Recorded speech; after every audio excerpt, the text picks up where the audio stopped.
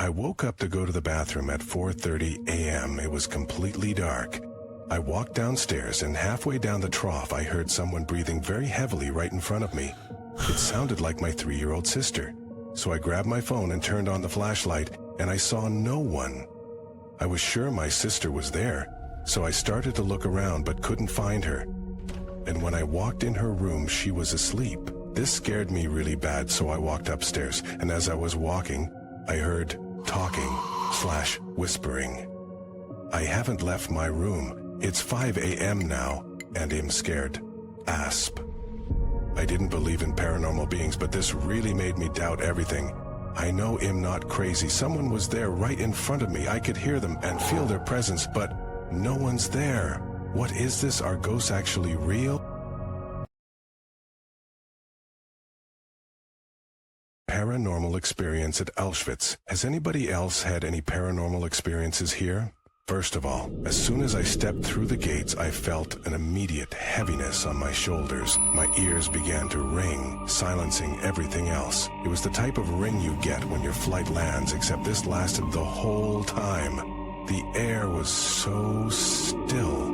It was so silent and extremely eerie. During our tour, I believe there was an issue with the transmitter, as it was quite muffled to begin with. I thought the sound of crying/muffles were because of the poor quality headphones. However, after taking my headphones off, I can 100% be sure that I was hearing cries. Cries of children and women. The cries were very quiet, but I could hear them.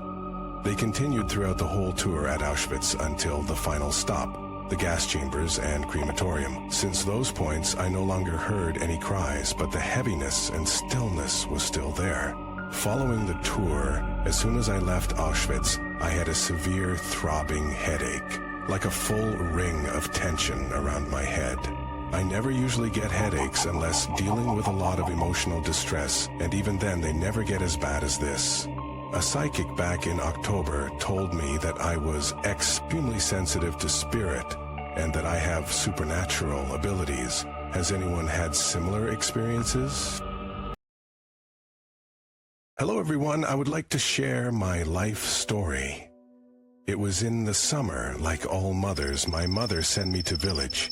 My younger brother and I were sent to my grandmother's village with my 12-year-old brother. My aunt and my older cousin were there.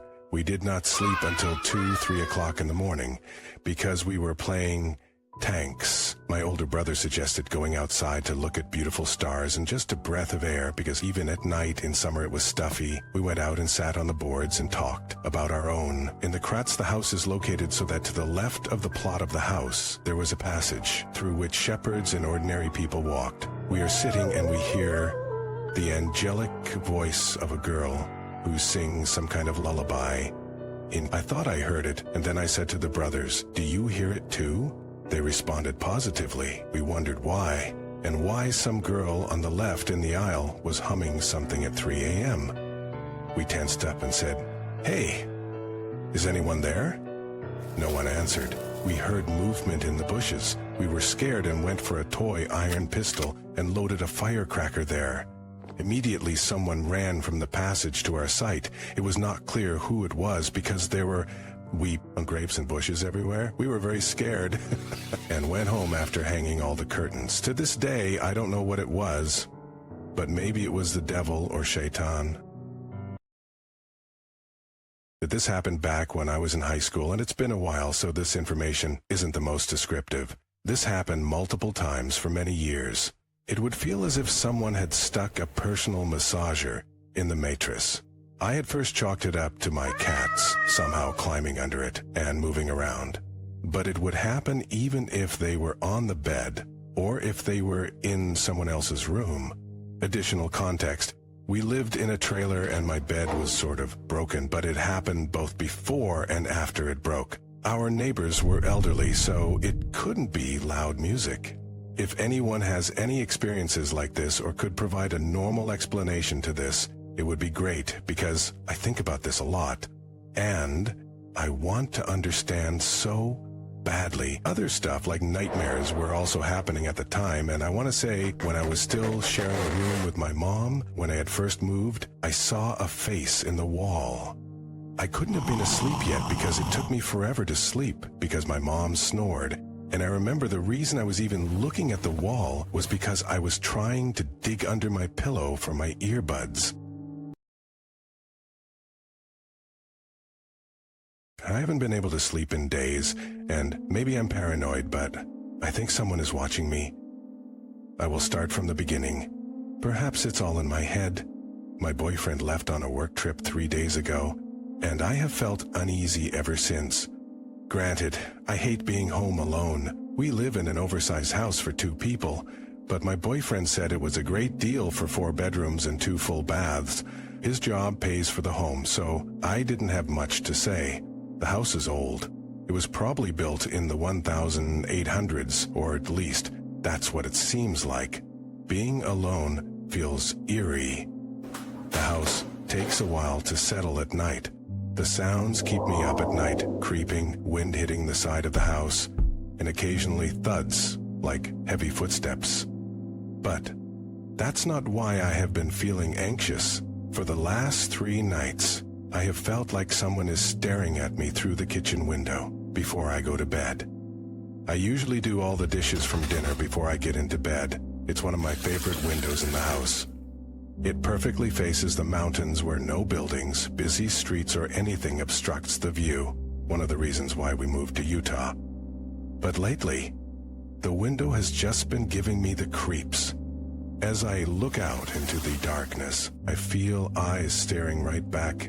I've always hated that feeling. My boyfriend keeps telling me it's nothing and that I'm just being paranoid. He says, "Calm down, babe, you always get like this when I'm away." He is correct. But this time it feels different. And last night was the worst one yet. As I said, I like to look at the mountains when I wash dishes, but last night it was darker than usual, and I could have sworn I saw a figure. It was the scariest thing. The figure was human-shaped, as I know it. It looked like a man's figure, almost like his shoulders rolled forward. I couldn't see a face because he was wearing a hood. Maybe a hoodie or jacket, it was too dark to tell. Anyhow, it scared the crap out of me.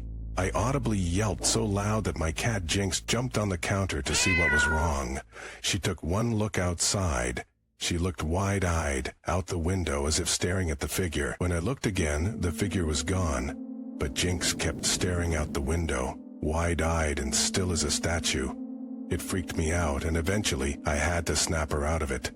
It always creeps me out when animals look at things that aren't there. Anyway, I'm rambling now. The biggest thing is, am I crazy? Is this all in my head, or did I really see someone out there? I can't shake this feeling. My boyfriend will barely talk to me about this and keeps pushing the subject aside, uninterested in my paranoia. I feel so dumb. I'll be alone for at least a month, maybe more. Has anyone ever experienced this? I need some peace of mind to help me get past this. If there are any updates, I'll post them again. Hopefully, I won't have anything more to post though. Right after their wedding, between flickering candlelight and whispered Latin, Linda asked Edward to perform a ritual, a bond beyond death. Whoever died first would live on in the other's body, a love that even mortality couldn't break. Edward had laughed, called it dramatic, but indulged her. The words were spoken. The pact was sealed. 5 years passed like a fleeting moment. Then, the accident. One moment Linda was gripping the steering wheel. The next, she was airborne, glass slicing her skin, bones snapping. The world blurred in flashes of red and white, but not for long. A force yanked her forward, shoving her into something tight. Too tight. She gasped. Air flooded her lungs. Her fingers twitched. She looked down. Large, rough hands stretched before her. Edward's hands. It had worked. She moved, feeling out the body, flexed Edward's fingers, stretched his limbs. But something was wrong. A pressure built in her skull, like hands pressing her down. Edward was there. Not a whisper, not a fading memory. He was strong, present. Linda? His voice rang inside her, filled with confusion, with awareness. What's happening? I can't move. A flicker of panic. She had expected resistance, but not like this. He wasn't fading. He was fighting. "Linda, what did you do?" His voice grew firmer, pushing back against her. The body tilted, his muscles jerking, his fingers jolting.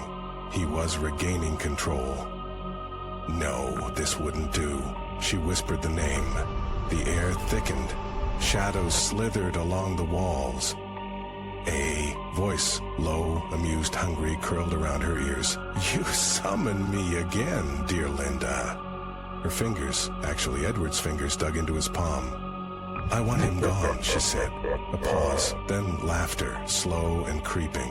"Ah, you did not think he would surrender so easily, did you, Linda? Stop this." Edward's voice rang out in her head, stronger now. She gritted her teeth. "Chain him. Lock him away, as you wish." A wrenching pain tore through her skull. Edward screamed. His voice rose in terror, wild, desperate. Not gone, but buried. His presence lingered, weak and distant, trapped in the dark. The body was hers now, completely. Weeks passed. No one suspected a thing. She spoke with Edward's voice, moved with his body, lived his life. But sometimes in the silence, she heard it. A whisper, "Linda." She ignored it. She had won. Then she recalled a dimly lit room, a woman's wrinkled hands tracing the lines on her palm. "You will die before your husband." Linda had gone cold that day. The unfairness of it, the sheer injustice. So she had made the pact, ensured her survival, ensured that Edward would be hers. She smirked to herself. As she unzipped her jeans, she muttered, "I really enjoy Edward's body. Especially, It's much easier to pee now. I live in Appalachia, deep Appalachia. My daily routine is wake up, make breakfast, go chop trees for lumber and such, and then make lunch, and then do whatever else I need to do until dark. One night I was just doing the same old. When it started getting nighttime, I was about to go in, when all of a sudden, everything went quiet. No more crickets, no more birds, nothing. And then, I still don't know why, I ran back to the cabin so fast, just feeling like something was chasing me, kind of like when you turn off the lights as a kid and you try to run away from it. When I got inside, I locked my doors and kept hearing whistling for about 5 minutes, and then the crickets came back. This has been happening every other night, and I'm starting to contemplate moving back to a more populated place. Can anyone help me out to figure out what the hell is happening? It started with a string on my husband's hand. He was handing me my morning coffee. One shot, lots of foamed milk, extra hot. As my fingers closed around the mug, I noticed the golden thread coming out of the back of his hand, trailing toward the ceiling. Obviously, I looked up. The thread was so thin and delicate, only visible where the steam from the mug hit it just right.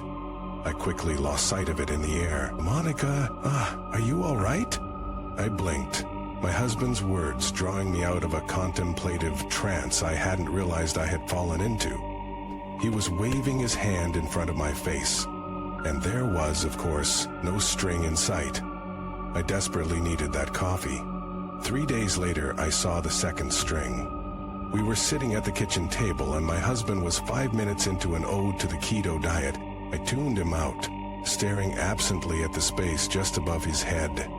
That was when I noticed a golden glint in his brown hair. It was a thread, moving up and down in rhythm with his lips. An intrusive thought wormed its way in. I reached across the table, grabbed the thread, and pulled up. His jaw snapped shut. I let go. What everyone misunderstands about ketosis. I pulled again. His jaw closed again. His hands continued gesticulating, as if he were still speaking. Above his fingers, 10 threads glinted intermittently. What the hell? I jumped to my feet, my chair clattering to the floor. How had I never noticed them before? Golden threads pulling on every one of my husband's limbs, taut and vertical, shimmering as their periodic movement caught the light. "Is something wrong?" his mouth said, the thread at the top of his head sliding up and down. I looked around for the closest weapon, a pair of scissors on the counter. I grabbed them and pointed them at him. What are you?" I asked. "What did you do with Roy?" Threads danced, and the thing that looked like my husband stood up.